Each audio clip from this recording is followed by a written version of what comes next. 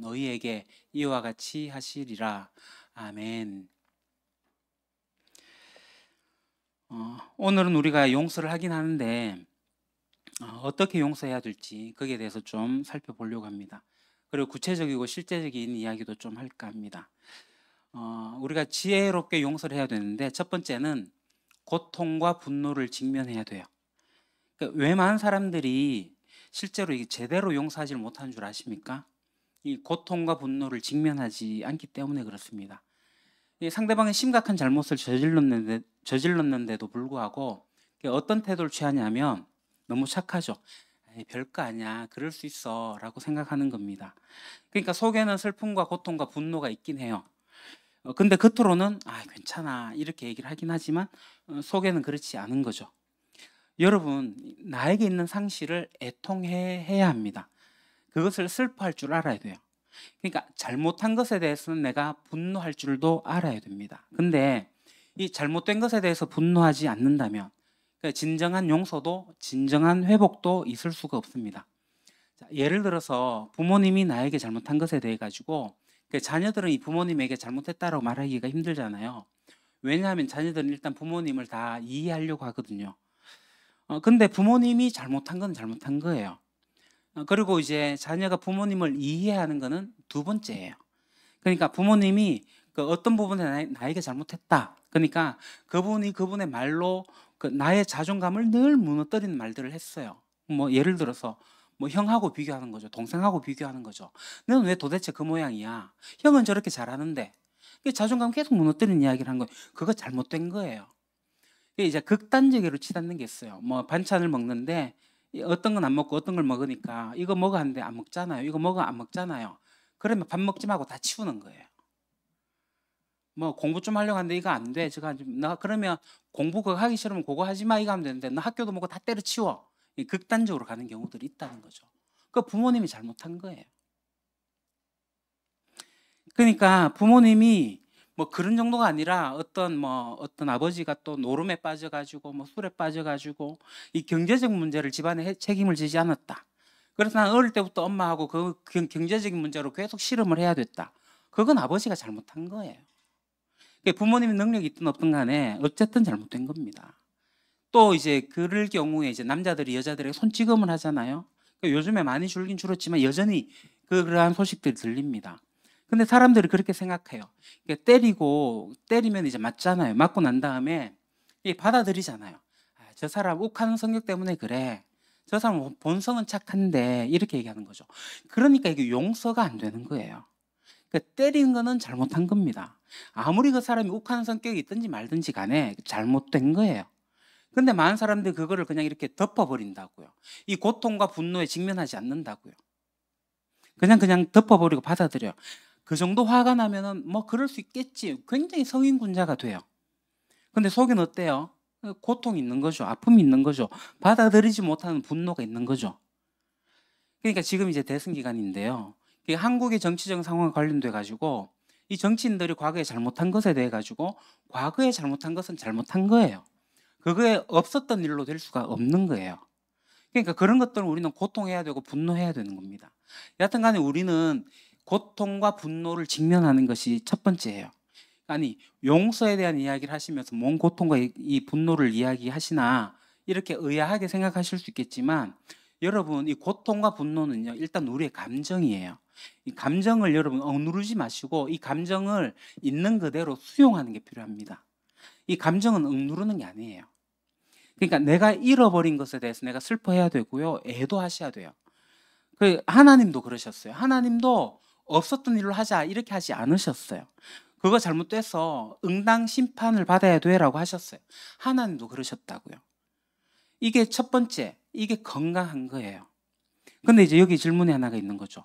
어떤 사람 내가 어떤 고통 속에 있는데 어떤 분노 속에 있는데 이 정신을 못 차리고 있을 때 찾아와 가지고 용서를 구할 때가 있어요.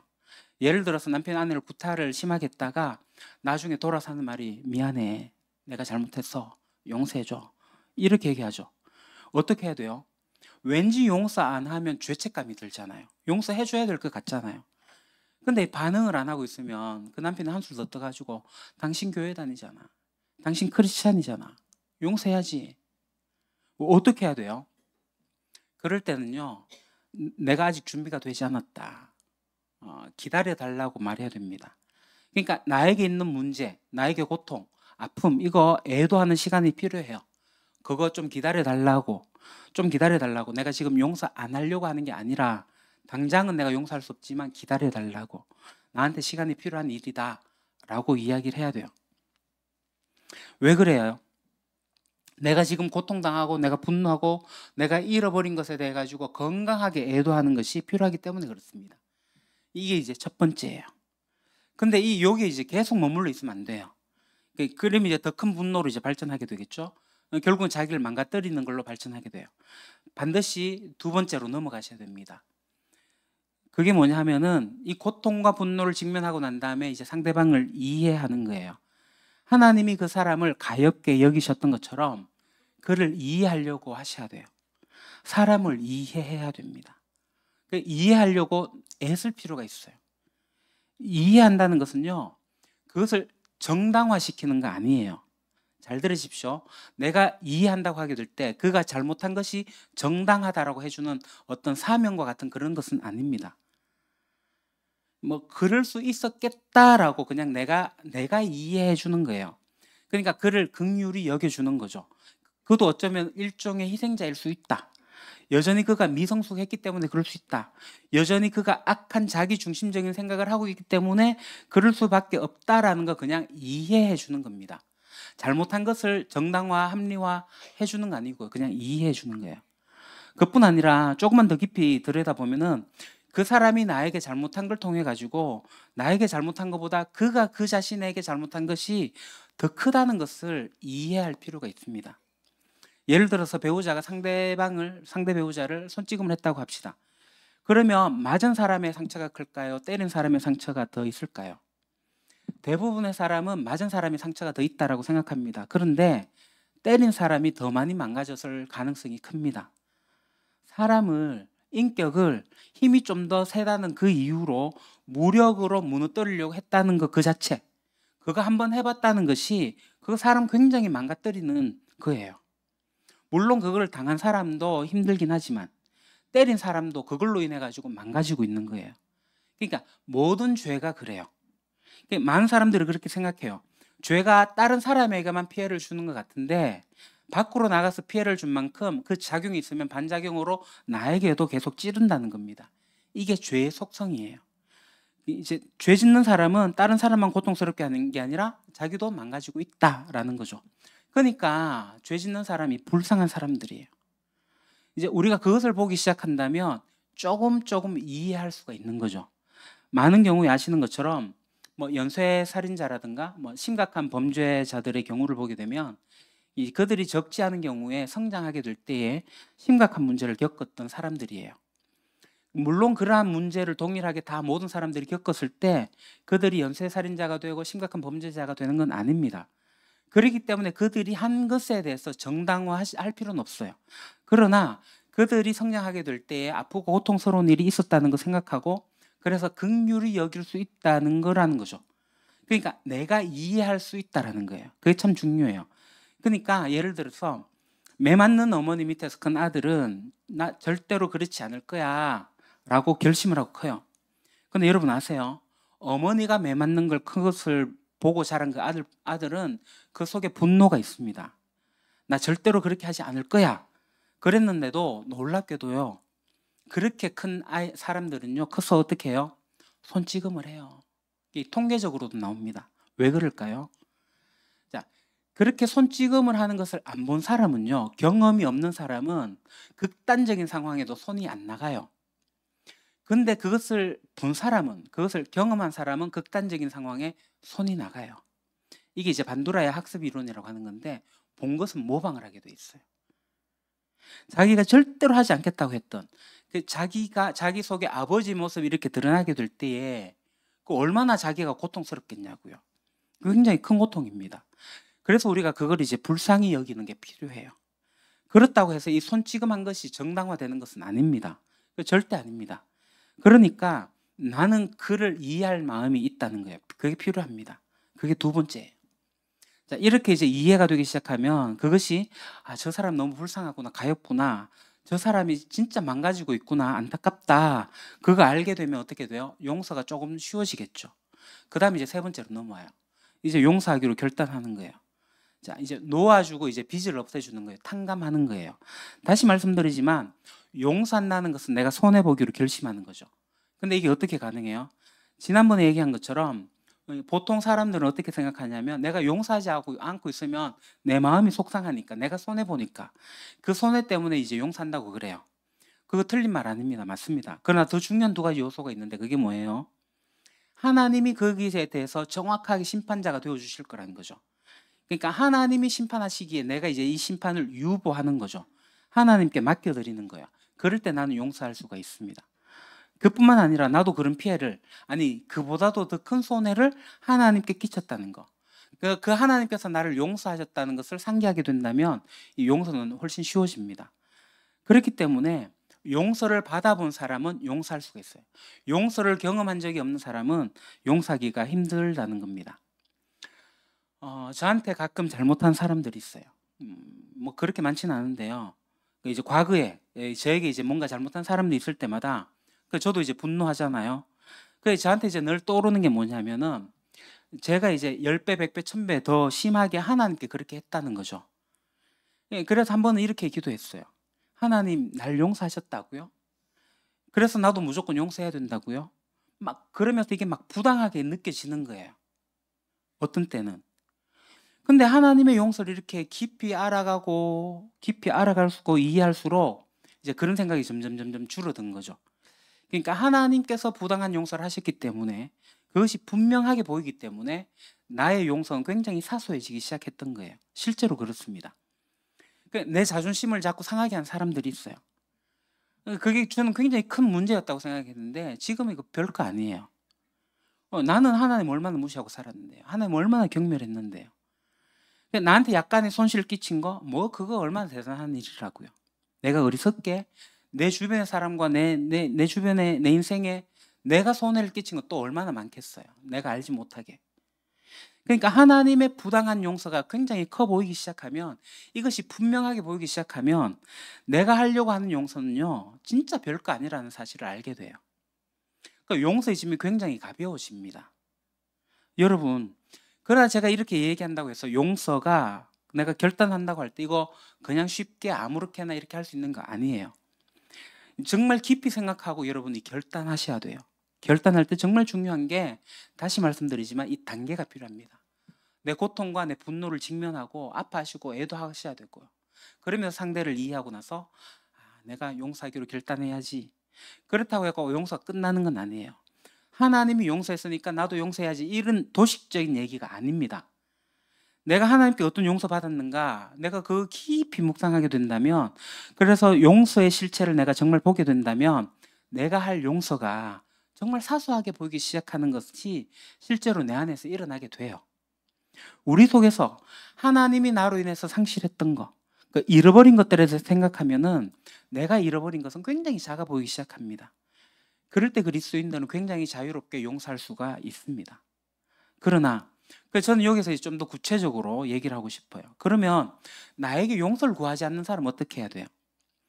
지난번에 이거 제가 첫째 날 설교를 했지만 그래도 우리는 용서할 수 있습니다. 돌아가셨어요. 나한테 잘못하고 돌아가셨어요. 용서할 수 있습니다. 나에게 잘못하고 멀리 이사를 갔어요. 뭐 서울로 인천으로. 용서할 수 있습니다. 왜요? 용서는 어떻게 하는 거라고요? 어디서 하는 거라고요? 내 마음속에서 이루어지는 거기 때문에 상대방이 어떻든지 간에 내 마음에서 하면 되는 거예요. 그러니까 나는 용서할 수 있어요. 용서는 나의 마음속에서 그에 대한 분노와 그에 대한 응징의 그 마음을 내가 손해보기로 결단하고 그냥 없애버리려고 하는 거기 때문에 용서할 수 있어요. 그러니까 용서는 사람이 멀리 떠나 있어도 없어도 차라리 돌아가셨다 할지라도 용서할 수 있습니다. 그건 괜찮아요. 용서는 내 마음에 하는 거니까. 근데 문제는요, 나에게 계속 잘못한 사람이 있다면 어떻게 할까요?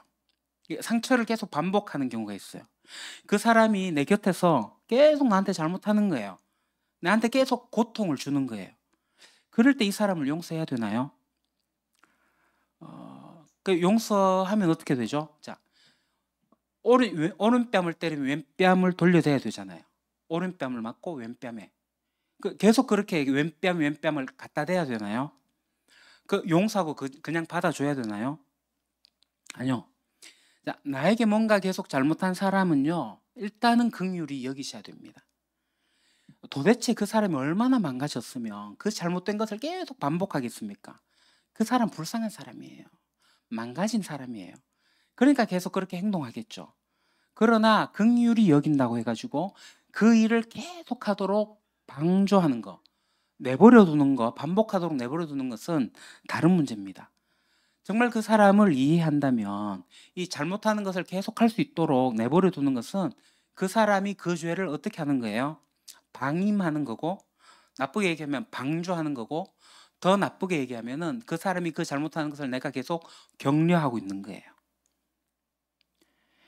예를 들어 가지고 이제 부부 간에 또 손찌검을 얘기합시다. 자, 그런 일이 있었을 때 첫 번째 날 그 이야기를 정리해야 됩니다. 근데 많은 사람들이 참아요. 참으면 어떻게 돼요? 그렇게 해도 된다고 무의식적으로 생각하고 반복하게 돼요. 계속 반복하게 되면 그게 습관이 됩니다. 그러면 때리는 사람도 맞는 사람도 계속 망가지는 거죠. 우리가 그걸 긍휼히 여긴다고 해가지고 그거 반복되는 것을 받아준다라는 것으로 받아들이시면 안 됩니다. 그렇게 하지 못하도록 해야 돼요. 집에서 그러면요, 집을 나와야 돼요. 어떻든 그 일이 반복되지 않도록 해야 돼요. 그대로 받아주는 건요, 그 사람을 망가뜨리는 겁니다. 상처를 반복하는 경우에 그걸 받아주면서 그것이 기독교적 용서라고 생각하는 것은 굉장히 어리석은 거예요. 그건 용기가 없는 거고요. 그건 대면하지 않는 거고요. 상대방을 망가뜨리는 거고요. 더불어 자기도 망가지는 거예요. 그러니까 반복해서 상처를 입히는 행위를 하는 경우에 방조하지 마십시오. 내버려 두지 마십시오. 차라리 피하십시오. 자, 더 어려운 경우는요, 용서를 강요하는 경우입니다. 이런 겁니다. 너 10,000달란트 탕감 받았잖아. 이 얘기는 이제 거꾸로 보면 재밌습니다. 자, 내가 10,000달란트 이제 탕감 받고 나가는데 나에게 이제 100데나리온 빚진 자가 와가지고, 야, 너 10,000달란트 탕감 받았다며? 너 나한테 100데나리온 빌려준 거 있지? 야, 그거 10,000달란트에 비하면 진짜 별거 아닌데, 그지? 너도 잊어버려. 이런 자세입니다. 이게 이제 특별히 크리스찬들 가운데서 얘기를 합니다. 당신 크리스찬이라며 용서해야지. 당신 용서받았다며 용서해야지. 그렇게 용서를 강요하는 경우예요. 굉장히 그런 경우가 많습니다. 크리스찬들 사이에서 용서를 강요해요. 근데 오늘 성경 본문을 제대로 이해한다면요, 절대로 그렇게 할 수 없다는 것을 알게 됩니다. 내가 그를 용서하기로 결단했다고 해서 용서받는 게 아닙니다. 이게 무슨 말이죠? 자, 내가 그를 용서하기로 결단했다고 해가지고 그가 용서받는 게 아니에요. 그가 진심으로 용서를 구하고 용서받은 자의 삶을 살겠다라고 할 때 용서받는 것에 효력이 생기는 거예요. 자, 왕이 10,000달란트 빚진 자를 용서했어요. 그러나 그 용서 효력이 이 얘기가 끝날 때 어떻게 됐어요? 없어져 버렸어요. 왜 없어졌죠? 사실 그 사람 진심으로 용서를 구하지도 않았고, 그리고 용서받은 자의 삶을 살지도 않았습니다. 그러니까 용서 효력이 없어져 버렸어요. 나에게 용서를 강요한 사람이 있다면 자기가 잘못한 것을 뻔뻔히 그렇게 해놓고선 너 용서해야 될 거 아니야, 이렇게 용서를 강요한 사람이 있다면 나는 용서할 수 있어요. 그러나 그는 용서받을 수가 없습니다. 잘 이해하셔야 돼요. 용서를 하는 입장에서는 용서를 할 수 있지만 용서를 받는 입장에서는 그게 받는 게 아니기 때문에 그래요. 이게 굉장히 중요한 요소입니다. 사람들이 이거 많이 착각하고 잘 몰라요. 용서는 할 수 있지만 내가 용서했다고 해서 그 사람이 용서받는 게 아니라는 겁니다. 만약에 어떤 사람이 나에게 계속 용서를 강요한다면 나 이렇게 얘기할 수 있습니다. 진심으로 그걸 용서하면 나 당신 용서할 수 있습니다. 그러나 당신은 용서받지 못했습니다. 여전히 빚은 남아있는 거죠. 왜냐하면 이 사람이 용서받는 자의 삶의 자세를 취하지도 않았고 용서받는 자의 삶을 살지도 않았기 때문에. 사실 이건 이제 제가 다음 주에 얘기할 내용과 관련된 건데요. 용서하는 것과 용서받는 거는 양쪽의 스토리가 다른 얘기입니다.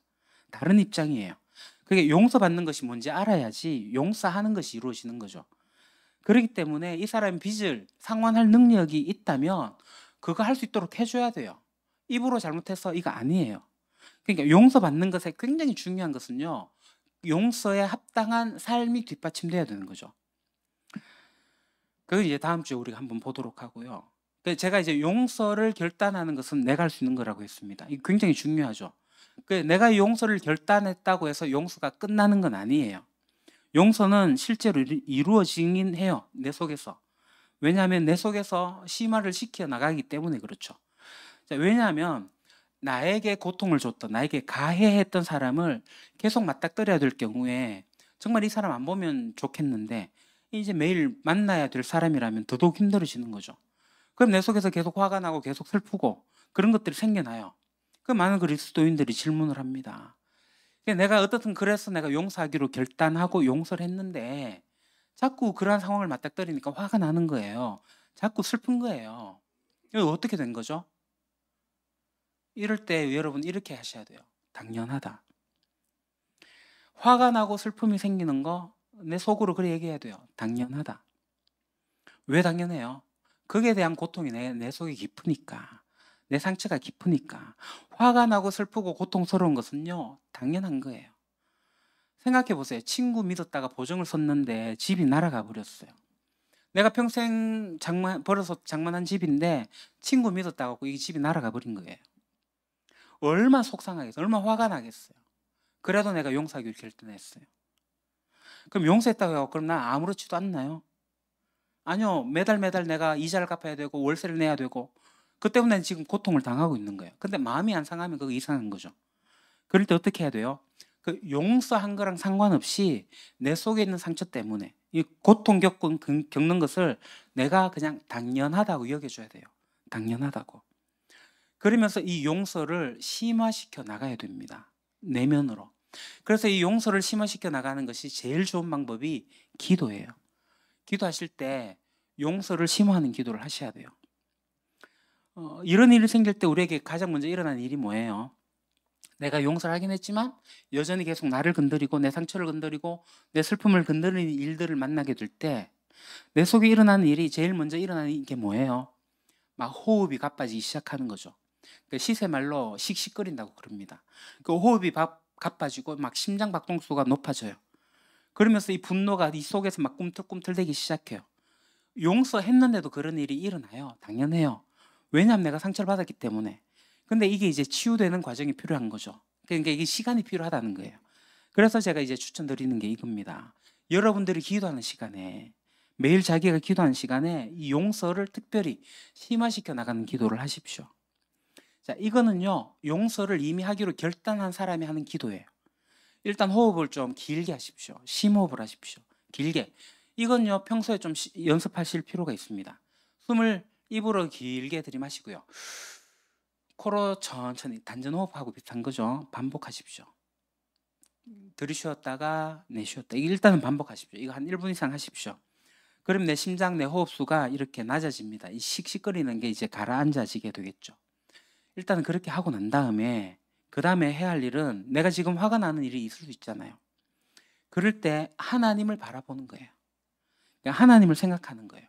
내가 하나님을 바라보는 게 아니라 내 시각을 하나님께로 가져가서 하나님께서 나를 바라보도록 하는 시각을 옮겨야 됩니다. 자, 지금 나를 막 화나게 하는 사건이 있어요. 내가 나를 고통스럽게 하는 그 사람을 만났어요. 막 가슴이 두근대요. 그럴 때 숨을 먼저 좀 쉬시고요. 그 마음속으로 하나님을 바라보십시오. 자, 이 하나님을 바라보게 될 때 여러분 찬양이나 성경 암송을 하시면 굉장히 좋습니다. 우리가 이제 예배 전에 찬양했던 거 주는 평화 막힌 담을 모두 어셨네 같은 찬양을 이제 하는 거예요. 아주 짧은 찬양. 여러분들이 좋아하는 찬양. 그 찬양을 하면서 성경 암송을 하면서 일단 하나님께로 시각을 옮기는 겁니다. 그게 아주 도움이 됩니다. 그러면서 내 시각을 하나님께로 옮겨요. 그래서 하나님의 시각으로 나를 보는 거죠. 그 다음에 하나님의 용서하심과 사랑하심을 묵상하는 겁니다. 그분이 나를 어떻게 사랑하셨나? 그분이 나를 어떻게 용서하셨나? 그거 묵상해요. 나를 어떻게 용서하셨어요? 아니, 나 같은 사람을 용서하셨는데 그냥 하나님의 시각으로 가서 하나님이 나를 어떻게 바라보시는지 그거 묵상하게 되는 거예요. 그리고 이제 그 다음에 하나님의 관점에서 나를 이렇게 바라보고 난 다음에 그 다음에 누굴 봐야 되냐면요. 하나님의 관점에서 상대방을 보는 거예요. 내 입장에서 상대방을 보는 게 아니라 하나님의 입장에서 상대방을 보는 겁니다. 그를 이제 이해하려고 하는 거예요. 그도 불쌍한 사람이라는 거. 하나님께서 그 사람을 불쌍히 여기고 있다는 거. 긍휼히 여겨야 될 사람이라는 것을 보는 거예요. 그럼 이제 내가 이미 용서하기로 결단했던 용서, 그것을 다시 기억하는 거죠. 나 이미 용서하기로 했지. 그거 다시 한 번 더 상기시키는 겁니다.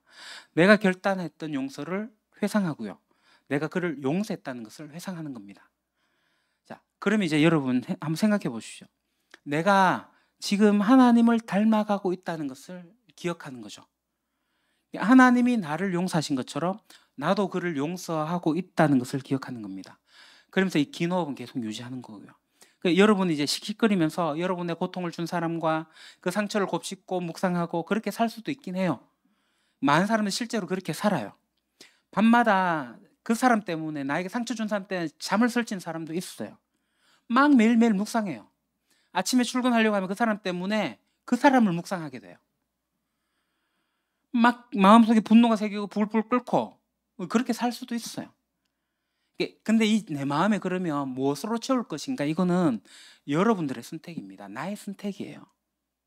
내가 그 사람을 묵상하면서 그 사람을 내 기억 속에 갖고 있는 것도, 내 마음속에 갖고 있는 것도 내가 선택하는 거고, 그 사람을 지워버리고 하나님 마음 갖는 것도 내가 선택하는 거예요. 여러분의 선택입니다. 이거는 근데 연습이 필요해요. 정신적인 연습이고 영혼의 훈련입니다. 어떻게 하라고 했죠?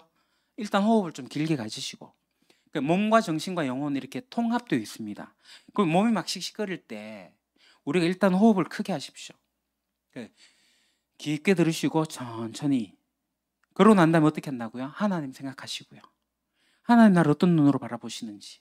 그렇게 되면 하나님이 그 사람을 또 어떻게 바라보시는지, 그리고 내가 그 사람을 용서하기로 결단했던 것을 다시 생각하는 거죠.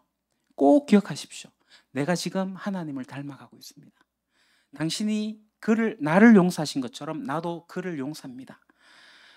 아마 이거 이제 여러분들이 계속 반복하시면 여러분들 마음속에 하나님께서 주시는 놀라운 평안이 오게 되는 것을 경험하기 시작할 거예요. 그리고 하나님이 얼마나 우리를 깊이 사랑하셨는지를 알아가기 시작할 거예요. 이거 아침마다, 특별히 용서하기 어려운 분들이 있다면 아침마다 하십시오. 자기가 기도하는 시간에 하십시오. 밤마다 하십시오. 그래서 너무너무 고통스러운 분들이 있어요. 극단의 일종의 이제 트라우마라고 그러죠. 극단적인 고통을 겪는 분들도 있어요. 그런 고통을 겪는 분들도 이렇게 기도하기 시작하면요, 자기 속에 있는 어떤 분노와 스트레스와 이런 것들이 점점 줄어드는, 의학적으로도 이게 증명이 됩니다. 이게 굉장히 성경적인 방법이에요. 그래서 하나님 앞에서 내가 평온한 상태, 하나님이 주시는 평화, 세상이 줄 수 없는 평안이에요. 그 평안이 나에게 와요. 아침마다 하십시오. 여러분 몸 아프면 어떻게 하세요? 머리가 아프면 어떻게 하세요? 병원에 가잖아요. 약국 가서 약 조제해서 드시잖아요. 그럼 아침, 점심, 저녁으로 약 드시잖아요. 나에게 고통과 분노가 이거 있어요. 아침, 점심, 저녁으로 해결해야 될 거 아니에요. 여러분의 영혼을 위해 가지고 여러분 이거 하셔야 돼요. 여러분 몸의 건강을 위해 갖고 30분씩 운동하잖아요.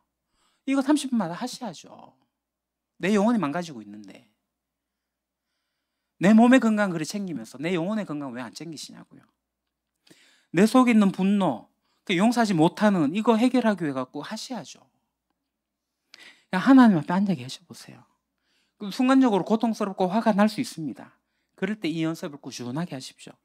짧은 시간 반복하셔도 됩니다. 화가 났을 때 어떻게 해요? 숨을 들이쉬세요. 한 3번 정도만 이렇게 해도 달라질 거예요. 그거 어떻게 해요? 하나님 바라보고요. 하나님이 나를 어떻게 바라보고 계신지, 또 하나님 나를 어떻게 용서하셨는지, 하나님이 그를 또 어떻게 용서하시는지, 어떻게 불쌍히 여기는지, 그래서 내가 어떻게 용서할 수 있는지, 하나님을 내가 닮아가고 있다는 것을 기억하는 거죠. 용서는 뭐예요? 용서는 나의 내면에서 일어나는 하나님을 닮아가는 과정입니다. 이거 굉장히 중요합니다. 내가 하나님을 닮아가는 과정이에요. 용서한다는 건요, 내가 하나님 닮는 거예요. 하늘에 계신 하나님이 거룩하신 것처럼 너희도 거룩해라, 그 말씀대로 내가 닮아가고 있는 거예요. 자, 그렇게 하고 난 다음에 마지막으로 짧게 용서를 선언하십시오. 특별히 이제 다음 주에 얘기하겠지만 나에게 용서를 구한 사람이 있다면, 용서 구하지 않는 사람이 가갖고 나 당신 용서해 이 얘기하는 거 아닙니다. 용서를 구한 사람이 있다면 내가 슬픔과 애통을 겪고 난 다음에 분명히 그 앞에 가가지고 내가 당신을 용서합니다 얘기하셔야 돼요. 내가 예수님 이름으로 당신을 용서합니다 말해야 됩니다. 용서를 충분히 하지 않고 그냥 받아들였을 경우에, 그냥 무마시켰을 경우에 계속해서 내 안에는 고통과 슬픔이 와요. 갈등이 옵니다. 이게 용서를 구할 경우에, 근데 내가 아직까지 용서할 준비가 되지 않았다. 그러면 어떻게 하라고요? 용서할 준비가 안 됐다. 기다려달라고 얘기해야 됩니다. 그래서 내가 충분히 시간을 갖고 난 다음에 기도하고 생각하고 묵상하고 정리하고 난 다음에 이제 그 형제 만나서 내가 당신을 용서합니다. 그 예수 그리스도 이름으로 용서합니다. 선언하는 거예요. 그 말로 선언하는 거 굉장히 중요합니다. 그런데 용서를 구하지 않으면 어떻게 돼요? 누가 나한테 용서를 구하지 않고 계속 잘못해요. 우리 용서할 수 있어요? 그래도 용서할 수 있죠. 용서는 그냥 내 마음에 하면 되는 거니까. 근데 내가 용서라는 걸 했는지 안 했는지 분명하지 않을 때, 근데 계속 고통스러워요. 그럴 때 어떻게 해야 돼요? 그럴 때 그래서 교회가 있는 거고, 그래서 공동체가 있는 겁니다. 믿을 수 있고 신뢰할 수 있고 영적인 지도자들과 이 공동체적 분위기 속에서 그 얘기 나누는 거예요. 내가 그를 용서하기를 원합니다. 이야기하십시오. 그러면 이 공동체의 지도자들이 그런 얘기를 해줘야 되죠. 우리는 누구누구가 누구누구를 하나님 앞에 용서한 것에 대한 증인입니다. 이 얘기해 주는 거예요. 왜 이게 중요한 건지 아세요? 이 그리스도인 공동체는요, 하나님을 대신해서 하나님의 선언을 사람들의 귀에 들려주는 곳입니다. 어떤 사람은요, 용서했음에도 불구하고 상처가 계속 반복되기 때문에, 고통이 계속 반복되기 때문에 이 용서가 어려운 사람들이 있어요. 용서를 못하겠다고 하는 사람들이 있어요. 그들에게 이 공동체가 뭘 해줘야 돼요? 당신이 그를 용서했습니다. 우리가 그의 증인입니다. 이제 이 용서의 심화의 과정을 밟아가십시오. 용서가 완전히 당신 것이 되기 위해 가지고 완전히 평화로운 상태가 될 수 있도록 우리가 도와드릴게요. 우리가 기도할게요. 이게 공동체가 하는 일이죠. 여러분, 마지막으로 말씀 마무리하겠습니다. 우리가 진정으로 용서하지 못하는 이유가 딱 하나 있어요. 사람을 진정으로 용서하지 못하게 되는 이유가 있는데, 그게 뭐냐면 26절이에요. 그랬더니 종이 그 앞에 무릎을 꿇고 참아주십시오. 다 갚겠습니다 하고 애원하였다. 여러분, 이 10,000달란트 탕감받은 사람에게, 잘 보십시오. 이 사람이 뭐라고 얘기해요? 다 갚겠습니다 했습니다. 이 사람이 나중에 자기 친구를 용서하지 못한 이유가 여기에 있어요. 이 사람이 10,000달란트를 다 갚을 수 있다는 생각을 하고 있는 거예요. 놀랍지 않습니까? 20만 년에 해당되는 품삯을 자기가 갚을 수 있다라고 생각하고 있는 거예요. 여기 아주 중요한 열쇠가 있습니다. 많은 사람이 진정으로 다른 사람을 용서하지 못한 이유가 뭐냐면, 그것은 하나님 앞에서 자기가 지은 죄가 별거 아니라고 생각하는 거예요. 내가 그거 갚을 수 있다라고 생각하는 거예요. 내가 특별히 하나님께 용서받을 게 없다라고 그렇게 생각하는 거예요. 그렇기 때문에 사람들이 다른 사람들을 용서하기가 힘들어집니다. 여러분, 10,000달란트요, 우리 갚을 수가 없습니다. 아무리 참아줘도 우리가 갚을 수가 없습니다. 근데 그걸 진정으로 용서함을 받은 사람들만이 진실로 사람들을 자기의 감옥 속에서부터 자유롭게 풀어줄 수가 있는 거예요. 용서할 수 있는 거예요. 여러분, 하나님은 우리가 모두 용서를 체험하기를 원하세요. 하나님은 우리가 그 용서를 심화시키고 그것이 우리의 라이프 스타일이 되기를 원하세요. 하나님은 우리가 용서가 우리의 삶의 방식이 되기를 원하십니다. 기도하겠습니다.